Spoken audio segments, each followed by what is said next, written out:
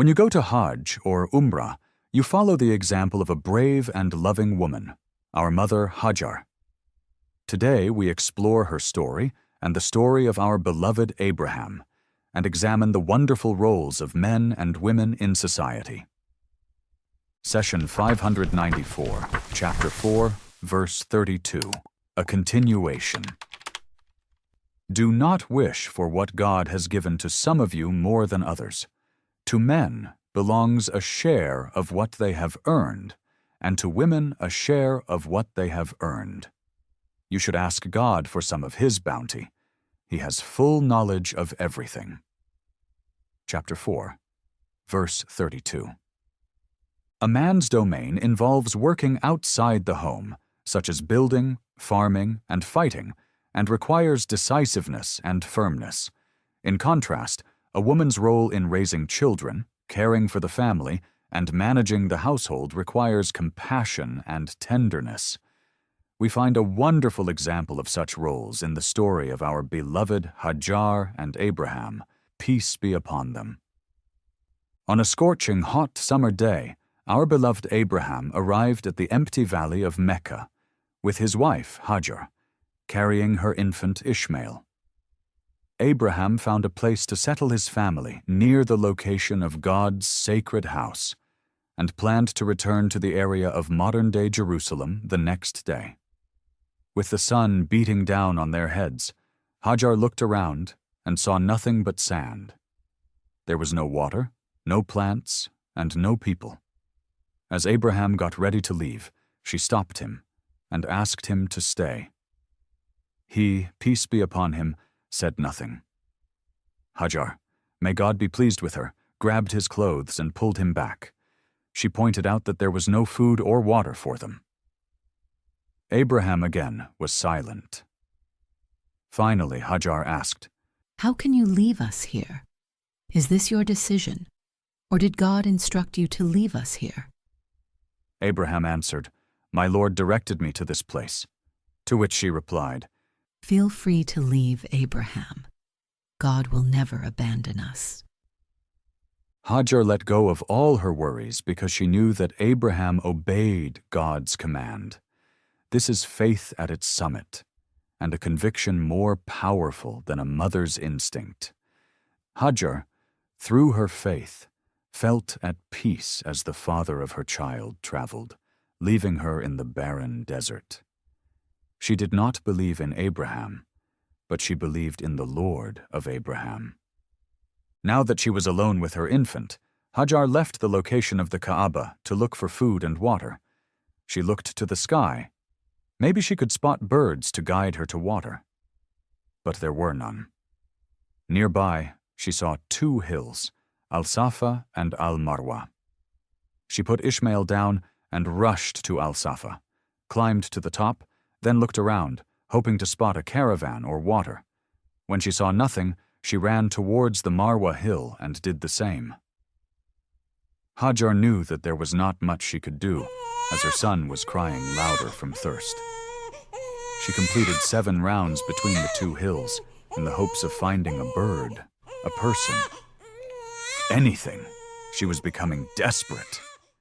When she climbed Al-Marwa for the 4th time, a sound grabbed her attention. Hajar fell silent and listened closer. Ishmael's cry had changed. His hunger and thirst were so severe that he began to squirm. Panicked, she ran down to Ishmael's side and was shocked to find water seeping from the sands where he was kicking his feet. She pooled some of the water with her hands and drank. Water kept seeping, then gushing out. Hajar drank her fill, then breastfed her son. Those who go for Hajj or Umrah and performed the 7 rounds know the length a woman is willing to go for her child. It was the ultimate expression of compassion and tenderness. Her son needed a drink. It was as if Allah said to her, You have strived as required, but I will provide your sustenance from where you do not expect. You ran between Safa and Marwa, but the water springs beneath your son's feet.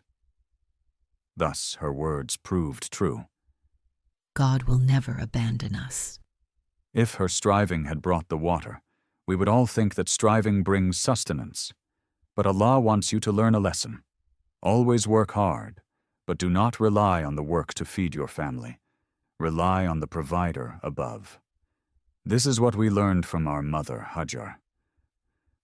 When the moment of severe trial and sacrifice arrived, Hajar stepped back, and it was Abraham's turn to demonstrate his resolve, fatherhood, and prophethood. He saw in a dream that he was to sacrifice his son. God says, when the boy was old enough to work alongside his father, Abraham said, "My dear son, I have seen in my dream that I should offer you in sacrifice. So think about this and tell me your view." He said, "Father, do as you are commanded, and God willing, you will find me steadfast." Chapter 37, verse 102. Where was the mother in this? She disappeared because such a trial is unsuited to her emotions and tenderness. God says, do not wish for what God has given to some of you more than others. To men belongs a share of what they have earned, and to women a share of what they have earned. Take note that the ayah understudy prohibits wishing for what Allah has favored others with, but encourages you to ask God for His bounty and blessing. Some people find this puzzling and ask, why does God discourage us from desiring what He has given to others? Isn't it true that God's blessings are available to all? We answer, read the ayah carefully, and it will explain itself. Allah warned you against wishing but encouraged you to ask. To wish is to seek something impossible or contrary to the prevailing custom. Asking through supplication, however, is the domain of seeking what is attainable. A poet once said, "Oh, if only youth would return one day, so I could tell it what old age has done." The poet wished for youth to return. Can this happen? It is impossible, regardless of how desirable it may be. Since Allah has granted different blessings to different people, it's best to ask Him to enhance your own unique talents, rather than wishing for what others have. Let me clarify. Listen to this ayah. Allah has favored some of you over others in provision. From chapter 16, verse 71. When hearing this verse, most people think about money and rush to ask God to be as wealthy as their cousin or friend. We ask, what is provision? Is it just money? No. Provision is everything beneficial. Patience, knowledge, courage, and physical strength are all provisions, among many others. Thus, when you hear the ayah, do not wish for what God has given to some of you more than others. To men belongs a share of what they have earned, and to women a share of what they have earned. You should realize that no one is favored in all things, and no one is favored over in all things. Are men better, or women? God did not specify. Why? Because every person is superior in something, and surpassed by others in something else. Men and women are complementary in talents. And this is what moves society forward, just as gears move a car. Consider such gears. You will find that when a protruding gear fits into a recessed one, motion occurs. If you place a protruding gear against another protruding gear, the machine jams. The sword in the warrior's hand strikes and kills, but if an expert blacksmith does not sharpen, hone, and polish it, the sword cannot fulfill its task. The blacksmith may never go to battle, or may be a total coward, but without him, the war is lost. Similar are night and day, men and women, winter and summer. Constant winter is the Arctic, and continuous summer is the deserts. Both are barren, and as long as talents are complementary, I do not envy someone who excels over me in a field, because I need them. In fact, I want them to excel more so that my life becomes better. I appreciate the blessings Allah has granted others. He says, God has given to some of you more than others, without specifying, because we are all blessed. Your task, as a woman or a man, is to be righteous and fulfill the purpose for which you were created. Why? Because on the Day of Judgment, Allah will ask you about your specific task and responsibility, and your performance will determine reward and punishment. Our beloved Muhammad said, "Each of you is a guardian, and each of you is accountable for those under your care."